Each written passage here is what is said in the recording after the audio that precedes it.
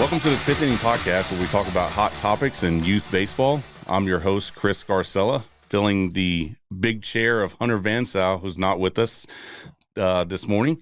We have a guest, Austin Mayfield, who is a current strength and conditioning coach at St. Thomas University. He played NAIA baseball and was on the staff at Youngstown, as well as a couple of other D1 and D2 colleges. I'll let him introduce himself. Austin, good to have you. Yeah, How you good doing? to be here. Thank you for having me out here, man. Good deal. Yeah, so I was a strength and conditioning coach for the last about 5 years or so. I've worked in every single sector of it. I've worked with pro athletes and kids and D1 colleges and D2 colleges, and I'm at a D3 right now. So I've pretty much seen everything there is to see on it. And like personally, I've done everything as well. I've competed in powerlifting. I did a CrossFit competition. I'm prepping for a bodybuilding show right now. So I've kind of seen all the ins and outs of all that stuff. Dude, man, you make me going to go work out right now. Oh, yeah. Don't I? What are you up to these days? Right now I'm in prep for a bodybuilding show, so I kind of live life like a monk. Okay. Realistically, like my personal life is quite boring, not gonna lie to you. I just kind of eat and work out and go to work. Man, dude, that's amazing. Yeah, appreciate it. I'm man. jealous. Yeah, no, it's something I'm super interested in right now, and I think it gives me a good perspective on nutrition and all that kind of good stuff. You asked me about it later, so. Yeah, exactly. So tell us about the Velo Sports Performance that you do right now. Yeah, so I'm working at Velo Vault Sports Performance right now. So we handle youth training all the way through, I guess we would accept professional athletes. We don't have any currently. Hopefully that happens in the near future for that facility. Yeah. But basically the high school kids, as is right now during the season, come in as they please. It's usually like 2 days of hard training, and hopefully they get that in. And then a potentiator if they play on a Friday. So something that just fires the nervous system up. I don't see a lot of them right now. I wish their attendance was better, but I get it. I know it's super busy for them right now. Yeah. And then a lot of it is youth training. Like we have C2 who comes in for 4 hours a week, and that's over 100 bodies easily. And they all train with me 11 through 14. So, and that's pretty crazy stuff. I mean, we had a 14-year-old pull down like 92 the other day. And oh, man. Pretty interesting. That's why I keep saying, I keep posting it. I had an 8th grader deadlift, or RDL, which is a top-down deadlift, 315 for 2, which is something that my college kids don't even do. So. Golly. Yeah, the future is bright, that's for sure. These kids are beasts now. I know, it's exciting. It's exciting that I'm a part of it, too. I know, right? Well, I'm looking forward to talking about strength and conditioning and strength training in youth baseball today. So without further ado, I guess let's kick into the first inning. And I guess my number one question to start off is what's been the evolution that you've seen in strength training in the youth space of the last, call it 15 years? You know, what are some of the trends you've seen and how has it evolved? Yeah, so I started my journey probably when I was like 14. I'm 25 now, so that was 11 years ago. I was following everything Eric Cressey was doing, and Eric Cressey's a huge name in baseball. I know that now, but he was just writing blogs at the time. He had worked at UConn. I think he was with the women's basketball team, and then some random, I don't remember the big leaguer that made him famous, but he had some big leaguer that told a friend, and they became the man. But he was all focused on like physical therapy style corrective exercise, and he worked with pro athletes. So those are multi-million-dollar bodies. I don't know if necessarily that's the same risk you take with a youth athlete who's kind of on the border, who needs to take that extra risk to kind of get a result that would land them somewhere big. Yeah. So a lot of that I was doing was very, very basic. It was like a template that he took from Louis Simmons at Westside Barbell, which goes back millions of years. It's from powerlifting. It's just basic strength training, truthfully. And it was a lot of stuff geared around like moving the shoulder blade properly and all that good stuff. It was very, for lack of a better term, it was soft. Yeah, yeah. And now it's more variable. Like you see a lot of like play being integrated, especially with like youth baseball and like handstands and just like calisthenic stuff for shoulder arm care and training the arms like a bodybuilder, which is something that was so taboo a couple years ago. But realistically, like your main decelerator, the arms, your upper back, and your bicep. So it makes sense that you would do that. Yeah. And just kind of filling in the gaps of things that you don't do during sport. Okay. And I guess to throw a curveball at you, you know, that's kind of something off topic a little bit, but, you know, I see Twitter, I see Facebook, and there's like these Twitter wars about do you train someone sport specific, or do you just train them to be a better athlete, I guess? What's your take? If you're asking me, a better athlete. Okay.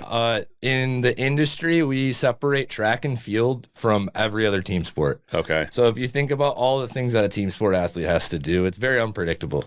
Like in baseball, you move side to side, forward and backward, and there's all sorts of things that you're just you're trying to prepare for, but you don't necessarily do a good job on it. At track and field, if you run 100 meters straight forward, you're pretty much prepared for what the event's going to be. Yeah. In baseball, it's not that. In football, it's not that. So the training needs to be a general means to increase force production, which like in basic terms is like, can we be bigger, faster, stronger, and expose ourselves to as much as possible so that they can endure sport. Right. And then staying away from, like, if we're swinging a 30-ounce bat over and over and over and over again in the same plane, like, we're not going to do that in training. That's a waste of training. Yeah.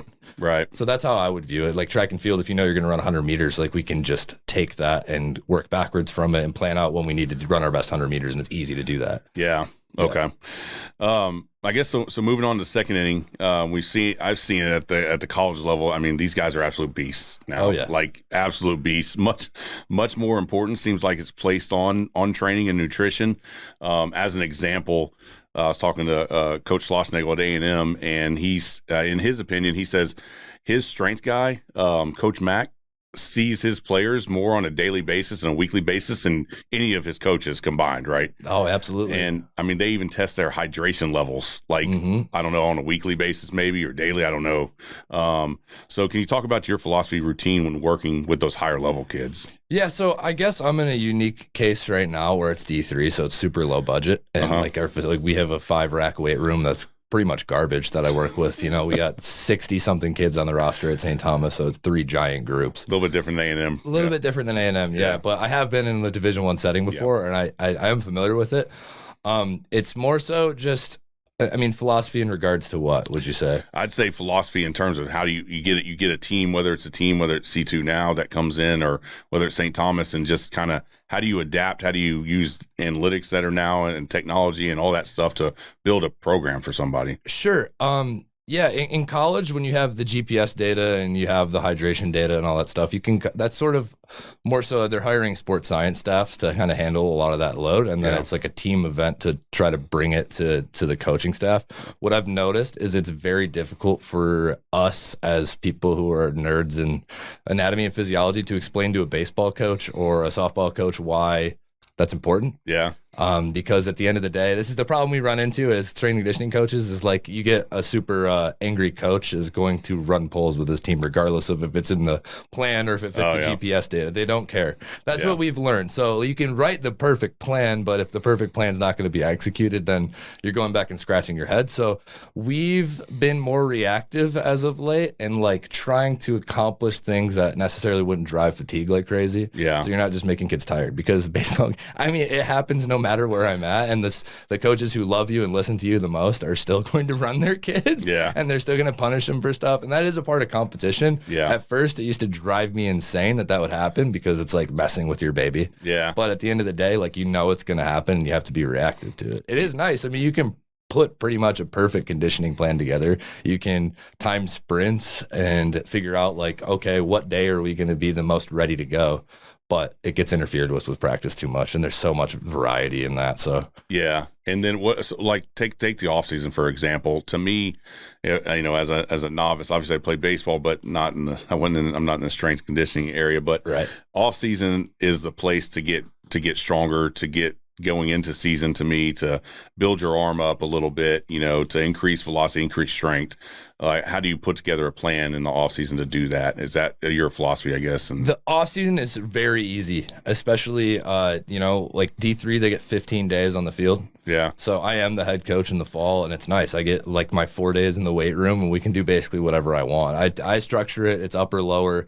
One day is focused on just like max output and getting them strong, and the other day is focused on, building volume and building muscle and just the things that coaches want, like keep passing the eye test and kind of like those big buckets. Like that covers everything in the grand scheme of things, but that's kind of the general structure of it. Yeah. I really, really, really like that time of year because as a strength coach, like we get most of the energy, most of the effort. The in-season, though, I would argue versus the off-season is the longest uninterrupted training cycle of the year, especially for college. Like you are going to be on campus for the longest period of time that you are the entire year. In the off season, you run into Thanksgiving and Christmas, and there's a bunch of big breaks mixed in there. The spring is not that way. You don't get that. So you get these kids, and they're in season. So like even if there is a holiday in college, like you're not going anywhere. You're going to be there and you're going to be practicing. So you get those kids for so long. So the in season arguably is way more important because you can see them every single day. There's no interruptions to it. So like just being strategic about how you can kind of get off-season adaptations in small little chunks during the season to where it's not influencing poor performance. That's honestly way more important to me because, you know, it sucks because the kids are tired and don't want to be there and you're kind of battling emotion and all the stuff that happens with wins and losses and all that garbage. But it's, in my opinion, it's way more important than the off-season for sure. And then, I mean, I'm sure you're having to talk with the coaches about managing workloads, like especially with pitchers maybe, or, you know. For sure. It's again, like I've learned over the years, everybody kind of carries an ego with them, regardless of who you are. Even if they're, again, like the kindest people have an ego on them. They know that their plan's the best plan, and I think that's how it should be. At the end of the day, like I want people like that to work with because you're going to get a good product out of them. But yeah, it's more so like getting them there on their own. That's how I would describe it. Like influencing the idea, but making sure that they're coming to it and you're not telling them like, hey, we should do this with this person. It's people their don't idea. Like to hear that. If you make it their idea, then it works. Absolutely. So that's part of any role or any job, right? You got to make sure that you're doing that. So I guess segue into the third inning, right? How does that philosophy change when working with youth, right? So we just talked about, you know, D3, D2, D1, and having money or not having money in terms of putting in the program, but you're working with youth right now, 11 through 14. How does that change, and how do you program those kids now? So they're awesome. They're awesome to work with. The ones who want to be there, the ones who are mature enough to understand like what they're doing are a joy to be with. The real change comes in that they're learning everything for the first time. But that's a good thing in the grand scheme of things because they're going to adapt to anything you throw at them. I like to talk about like the 14 to 16 age bracket is the kids who can look at weights and get stronger. We do the most basic movements. Like I run like a 30-second clock on most exercises that we do, and they just pattern it and they get better at it every single week. And you can put weight on for months and months and months on end every single week. And just those general strength adaptations for them, like when it's happening for the first time, they get the biggest bang for their buck. It's something like the first 8 or 9 months of your training, you get the largest return of it. And then from there, you're scratching and clawing for tiny little gains, right? It's like getting there at first. The same thing with Velo, I would like to say too. Like the first time you start training for something like that, you get a huge jump right away. That's so rewarding. And the kids who like latch on to that and really like that continue to take that super far. The ones who hit a wall, which we all hit a wall inevitably, and then don't continue to train through that, the boring, monotonous parts of it are the ones who end up falling off and getting out of the game in general. I mean, baseball, no offense, I played it, is boring at times. It is boring. It's a long, boring game, even if you know exactly what's going on. And the training is that way too. A lot of it, I mean, the college practices are like 3-4 hours of just fundamental, just ground ball stuff, BP, IO, and then a little bit of competition. That's what they all are. Right. If you don't love that, it's not the game for you. But you know, like those kind of things add up in training as well, for sure. Something about seeing yourself throw 90 and then jump to 95 in a matter of 4, 5, 6 months because you're working your tail off, though, right? Oh, absolutely. When you break through the wall, that's so rewarding. It's got to be. It has been for me. I mean, that's why I do what I do. But it's nice the kids that do push through that. Are you a driveline guy? I don't necessarily think I'm a driveline guy. I do like the weighted balls, and I do like some of their stuff. I think all the motion capture stuff that they're bringing to the table and all the research that they're putting into baseball is a really good thing for sure. I'm not a huge systems guy, though. You'll hear that from every strength coach ever, probably. What does that mean? So like everybody has a system set up. Like Tread has their exact way of doing things that they market and sell, right? Like Driveline's the same way. It's like you do these couple of drills. This is how we progress them. I like to take from everything, and then you can apply it more holistically. It's the same thing with like, I don't know, I guess in baseball it'd be like Teacher Man. Like the uppercut swing, launch angle swing stuff. Like for some people that plays, it does. You see it from people that do it extremely well, but then there's people who absolutely hate it that are like top down hands of the ball, top half of the baseball guys. That's what I would compare it to. It's like some of that like makes sense. For me, it's like, can we stay in the zone for a really long time? That's the most important thing. And it looks different on everybody. I don't know if you agree with that or not. I do. Yeah. That's kind of what I'm saying by that is like, I like to take from different places and like things that make sense and we can apply them, but it's not to just live or die by drive line or tread athletics, you know? So how do you, I guess this is it could be another hot topic, right? With the Twitter wars with weighted balls, throwing something heavier than 5 ounces, you know, does that impact your arm? Does that not impact your arm? What's your thoughts there? I love this talk, and I have this talk with parents, I feel like, every day. I love it. That's why I brought it up. Every time I talk to like an 11-year-old's parents, it's like, has he ever thrown a football? And they're always like, yeah, he's throwing a football. I'm like, okay, well, that's more than 5 ounces. He's throwing a weighted ball. You should take that away from him. He's going to hurt himself. But it's not, I mean, to think that somebody arbitrarily just decided that 5 ounces was the weight of the ball that is a normal ball, like that's the argument is not there at all. And realistically, if you throw a ball that's heavier than 5 ounces, what it's going to do is it's going to slow your arm down. Yeah. That's something that, you know, you have to learn to work efficiently through a good path. And I think that's a really, really valuable too, especially for a youth athlete, or like learning to put a bunch of force into a ball like that. Inherently, the heavier balls are safer for kids like that because it's going to slow them down. It's when we get into like the 4 ounce and 3 ounce balls where their arms moving faster than they're able to control where people get into trouble. Yeah. How does that impact the shoulder, the elbow when you're throwing something lighter? Yeah, so when you're throwing anything in general, your shoulder dislocates. Like it's an unnatural movement in general. So something, again, this is an exercise prescription thing, I guess, but I'd spend a lot of time with my youth athletes just hanging. And it's a really dumb argument, but it's popular in the baseball world right now, is that like monkeys have the strongest rotator cuff of any animal in the animal kingdom, and that's all they do is hang and swing all day. Yeah. Because their shoulder blade and their shoulder work together really nice. And you hear people talk about like why shoulder injuries happen, and it's because there's a disconnect. Like your upper back and your shoulder blade is not working with your shoulder. So like they should move together, because when you throw, your shoulder comes out. Yeah. Right. So if your shoulder blade is working with it, there's more in play that will keep it closer to, you know, like your rotator cuff is able to do a better job because there's stuff around it that's supporting it. Yeah. Is like the basic explanation for that. But realistically, it's just making sure that you're doing something on the back end that's strengthening like the upper back and the bicep and all the things that are going to slow down the arm in general. Man, goodness gracious. When did you play again? What year? My last year was 2016. 2016. Okay. Yeah. I was in the late 90s, and it's like, man, we did not have any of that. No, man. I don't even, I mean, like I only played a year and a half of college baseball, but it's just something I trained so long for. I feel like even up to that point that stuck with me for sure. But yeah, no, it's all brand new. Like I said, I mean, Eric Cressy was having people lunge and dumbbell bench press, and that was about it. Oh yeah. Yeah. we didn't do, I was a pitcher, so we didn't do any overhead, nothing overhead. It was, I mean, we did a lot of leg stuff, but man, none of the, I think it's the advancement in technology, right? And just the awareness of how that.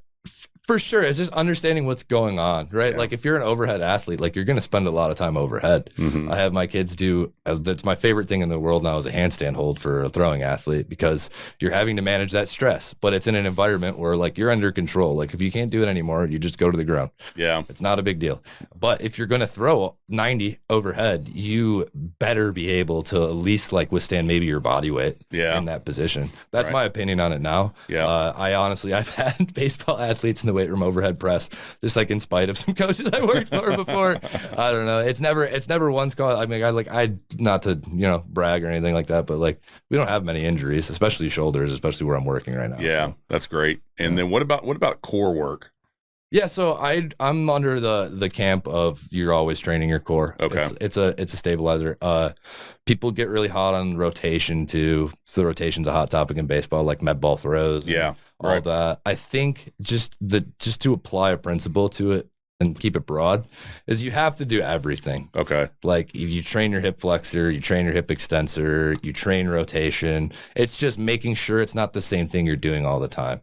So like if I'm in a front squat and I'm front squatting 315, like that's a load on your core that is going to make your core stable. Like you couldn't front squat 315 if you didn't have core stability there. Yeah. Right. That's good enough for me. Like if we can do that, we're in a good place. And then on top of that, it's like, okay, you swing a light bat all the time. Cool. You're rotating fast.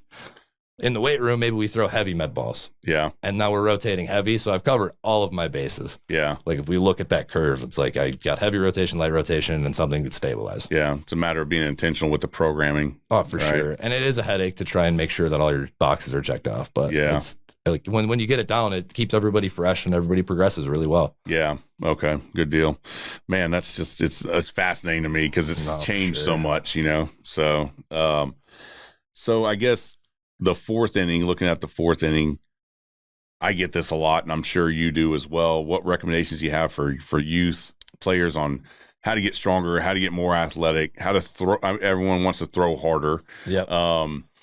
What is, what's the commitment level look like on a weekly basis, on a daily basis, in your opinion? So I want most structured training to hold off until kids are like 14. Okay. I'm cool with 1 or 2 days a week of people younger than that, mainly because of the attention span and like the understanding of it. Yeah. It's like anything else. Like most of them at like 11, they understand like, oh, baseball's fun. Yeah. Like when I go 3 for 3 and everybody's cheering me on, like that's awesome. But when you're in the weight room and you hit a squat PR, at that point in your life, you're just like, I don't know what this means for me at all. But when you understand that, I think that's the time to let it rip. But most parents, I mean, they probably don't like when I say this, but I usually say like, let them be a 12-year-old. Yeah.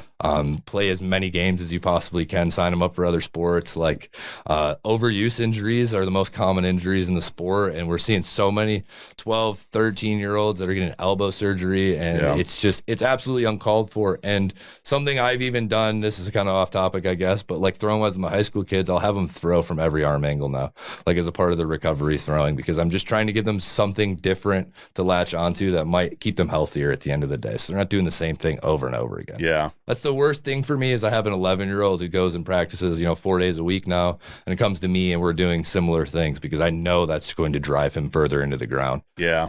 Yeah. I think we get lost and just go be athletic. Right. I think pick up basketball for a kid that plays competitive baseball at 12 years old is going to do more for him than a back squat ever could. Yeah. Especially pre-puberty when they're not even going to get like the craziest response to it for sure. And I try to integrate as much play and gameplay as I can into my training, just make it weird and fun and like we'll make them want to show up. I think that's a win for them in that regard. Yeah. Yeah, I gotcha. So just go play, be a kid, go play something else, Absolutely. Go be athletic, go pick up basketball. I think on that note too is what I see from the 11, 12s, 13s is like that is not there from the older kids that I have now is competition's a little bit astray. Like they don't really like to compete. It's like they get teased for it. So I try my hardest to make everything a competition now with them, but it seems like that age bracket as the new generation start to roll through, like the younger and younger they get, the more afraid they are of competition in that kind of way. Yeah. Like everybody takes everything so personal. Yeah. Which is completely opposite, I'm sure. Like you even more than me. I'm sure my generation's twice as bad as yours is for sure. But like we're used to always just like, me and my high school friends, we used to just talk crap to each other 24/7. All day. That's all it is. All day. So you don't see that anymore, I don't think. Now if they do, they get their feelings hurt or something like that. We actually had a discussion with our 10-year-old team about competition in a little bit. Yeah, competing. It's interesting. It's hard to initiate it, but there's a couple of things I've done where you finally get somebody to compete, and it's really beautiful. It is. Well, I think we all got to do a better job of in practices or just in general of stressing the fact that you're going to go compete. Because when they get to, I'll never forget when I got to college, right? It was like, okay, I was really good in high school, and now so are all these other 35 guys that are on this team. It's like, man, you better go figure out how to compete or don't, and you won't be there very long, right? No, absolutely. And you came out on the other side of that, so obviously you figured it out. So yeah. I think it all comes down to that. So, well, heading into the fifth inning, and this is going by pretty quick. Goodness gracious, I love it. You get the last word. So, what's your advice for youth players and parents out there, and what's the importance of strength training once you get to 14 and beyond? Yeah, so I think just finding the most positive way that fits into your life is the most important thing in general. I think it doesn't matter necessarily who's doing it. I think there's a lot of well-educated people out there now, and I think even high schools are doing a better job of it. But it's more so exposure and understanding for somebody who is going to spend a lot of time in athletics, especially if your child plays multiple sports. Yeah. Like getting an early exposure to it is a really, really good thing just so they know what's going on. I think that's like the most important thing I see for my middle school kids right now is I know when they get to high school, they have seen all of this, and maybe you get a coach who doesn't know what they're doing. Like at least your kid does does know what they're doing so they can keep themselves safe and understand kind of what's going on. And even if, I mean, just in coaching in general, like you're going to see that at every level, but if you have a good grip on it, like then you're not the kid who's just as big timing as coach. You're the kid who understands, like, I understand the fundamentals of this game, and I understand that maybe I even have a better perception of the sport than this guy does. Yeah. But I'm not going to step on his toes because of that. Like, I understand he has an authority role, and I can still perform well regardless of the situation. And I think a true competitor is going to do that regardless, like just in life in general. Like if you're working for a poor company, like if you can withhold your own integrity and make sure that you're being treated fairly, you're going to be in a great position for life. I think the same applies to the weight room, even like just making sure that you're having fun and you're playing and you're not stressed out about development. I know so many cases of kids who turn like 17 and all of a sudden they grow 6 inches and gain 7 miles an hour. Like it doesn't need to happen right now, no matter who tells you that. If you get recruited when you're a senior in high school, that's fine. If you get recruited when you're 13, be careful, but that's also fine. Like, you're in a good place at least, but especially in an area where it's competitive and Perfect Game is throwing out rankings for 10-year-olds and 9-year-olds and 8-year-olds now. Like, don't get caught up in any of that. Focus on your own development. If you're a little bit better than you were yesterday, you were in a phenomenal place. Yeah. That's where it needs to be, because I can't stand looking at any of that anymore. I get it, but I don't like it. That's for sure. Did we get 1% better today? Right. Oh, that's the mentality. It was that growth mindset, right? Absolutely. And I think even beyond that, like if you don't get better, let's look at the trends. Yeah. That's another thing, especially with velo development and lifting weights, is there's periods of time where you're going to make more progress than the others. And it won't happen on your timeline. And the more at peace you are with that, the better results you're going to get at the end of the day. Yeah. I know I said that was the last word, but I had brought up one more thing that I want to ask you about. Go into it. So with regard to velo, I'll lean towards that since I was a pitcher, but with regard to velo, do you believe it's something that can be worked and learned, or do you think is something that's God-given kind of thing when you're talking about someone that throws 95 plus? So I think I'm going to open another can of worms with the God-given thing. After working at the Division I level, what I've started to realize is that there are a lot of people who are just born to play sports. Yeah. That are built to play sports. I mean, like even in track and field, like I see a couple of I have a kid right now who's not necessarily doing the greatest at one of these local high schools out here. And he's built like a track and field jumper. The kid runs like a super low 60-yard dash. He's got the best vertical in my gym. And I'm like, dude, you're playing the wrong sport. Yeah. Like I understand that you have all these tools, but like you're not putting it together, but you're the most athletic kid I've ever seen. Yeah. Like I think, and in myself, in hindsight, like I can look back and say I should have played football in college. That was like what I was good at. It's not what I wanted to do. And those are decisions that you have to make on your own and learn along the way. And it's not right or wrong. But like when I got to Youngstown, like there are a lot of kids who were just lazy. And you see them on the field and they're the best player on the field. They don't really do a whole lot. They don't want to do a whole lot. They never had to. I mean, Bo Jackson's the perfect example of that. Yeah. At Auburn, they said he used to go in the weight room and just train his neck so he could be like concussion preventative, and that was it. He didn't touch weights, and he was more muscular and faster than everybody else on the field. Yeah. There are people, that's not the case for everybody. 99% of the world does need to train hard to make those improvements, and I think that's real. I really do. I think you can train some of that, but there's always going to be, a 12-year-old Chinese girl who's better than you because she was born that way. Yeah, right. That's just the way it is. And it's sad. It broke my heart as a strength coach when I got there, and you realize, like, the NBA is a huge example of it. Like, none of those guys touch weights. Even NBA strength coaches have to, like, beg their guys to come work out during the season. Oh, wow. They don't want to do it. They don't do it. They never needed to. They were always, 100% of the time, the best athlete on the court. Most athletic and the tall and athletic and all that stuff. I think in baseball, it's a little bit more important just due to the fact that like injury rates are so crazy high right now. I think that would be the only thing I could say in that regard. Because I mean, if you're throwing 95 at 14 and you got like a 6'2", 140-pound frame, like I don't know how long you can withhold that. Yeah. That's the only difference. It's almost shifted from, developing your velocity to arm care. Yeah, right? Like the velocity comes now for a lot of these kids too, especially down here, man. Again, like I said, like the 14-year-olds I've seen lately, like just high 80s in the facility, and I'm like, that's not right. I got a kid sitting 80 off the mound. Yeah, like 14 you, man, like that, and that's on the big field. Yeah, the kids in middle school, so it's crazy where we're going to go. I just hope like that the lack of competitiveness and the lack of wanting to do the work on the side is like another factor I think that we have with like the increase in arm injury and Man, it's just like I'm conflicted because obviously there's very talented individuals who are going to do it regardless, but those are always the kids who are not doing it or part elsewhere. And the ones who do both are the ones who end up doing it the longest. Yeah. Well, I've talked to multiple not strength coaches, but baseball coaches, D1 coaches, and their biggest thing that they tell me is like, we got a lot of showcase guys, a lot of prospects, but not a lot of guys that go out there and compete on a daily basis. I expect that too. You can give me your opinion on this for sure. I would love to know is recruiting going to change because of that? Because we've seen, I think, especially with like the shrinking of the draft. Yeah. And it's like there's a lot of super high 90s arms in college baseball now, but you're starting to see scores that are like football scores. Oh, yeah. Like they can throw a fastball, but it's flat and they don't have any other pitches. Yeah. And it is like they're recruiting the kid who throws hard, but that's about it. I don't know. Like nobody's pitching. Yeah. I actually watched an inter-squad game of someone that the pitcher was throwing 98 to 101 in the inter-squad, but they turned around 9 runs on him in 2 innings and hit 3 bombs. And so I was talking to the coach afterwards.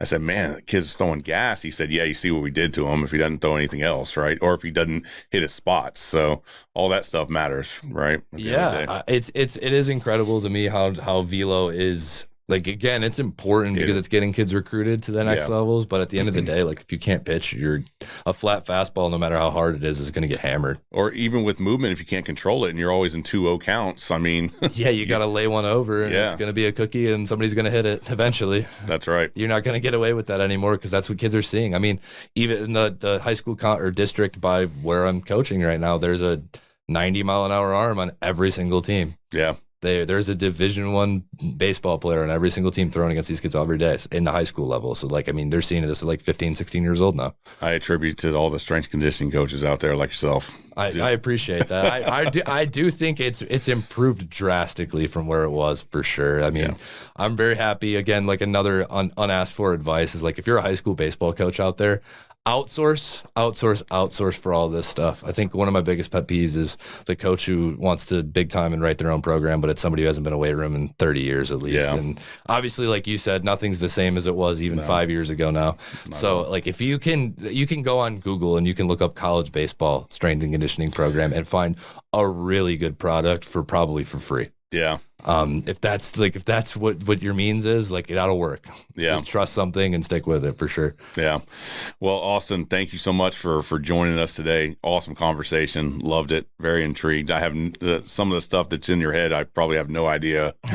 Like, all of that, all the anatomy and stuff like that. But man, it definitely translates. And obviously I had Jackson going with you there for a little while. So, man, I appreciate it. It's good stuff. So thank you. Thank you for joining us. And, appreciate all y'all listening in. Make sure you like, subscribe. We're on Spotify, on YouTube, and on Apple Podcasts. And tune in for episode 6. We'll have Jared Bayless talking about approach and the middle game and pitching. So look forward to it. Thank y'all for listening.